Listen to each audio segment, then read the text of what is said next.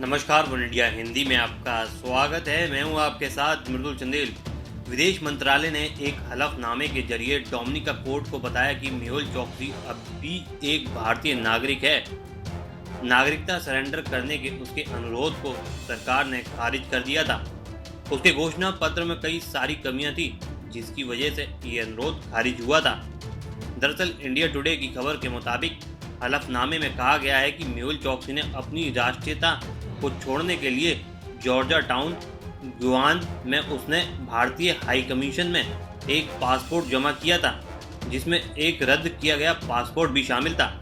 मेहुल चोकसी ने अपने आवेदन में कहा था कि उसने 16 नवंबर 2017 को एंटीगुआ और बरमूडा की राष्ट्रीयता हासिल कर ली है।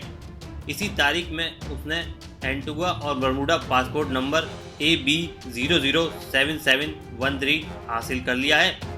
उसके आवेदन जमा करने के बाद विदेश मंत्रालय का दावा है कि इस मामले की भारत की ओर से अलग अलग स्तरों पर जांच की जा रही है। बता दें, भारत की ओर से पेश किए गए हलफनामे में कहा गया है कि मेहुल चोकसी के दस्तावेजों में अलग अलग स्तर पर कई कमियां पाई गई थी। मेहुल चोकसी भारत का आर्थिक भगोड़ा है। मेहुल चोकसी की भारतीय नागरिकता सीज करने की रिक्वेस्ट 15 मार्च 2019 को ही खारिज कर दी गई थी।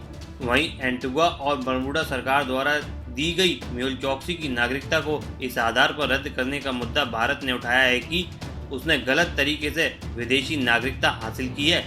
भारतीय एजेंसियां उसे तलाश रही हैं। वो भारत में आर्थिक अपराध करके फरार हुआ है।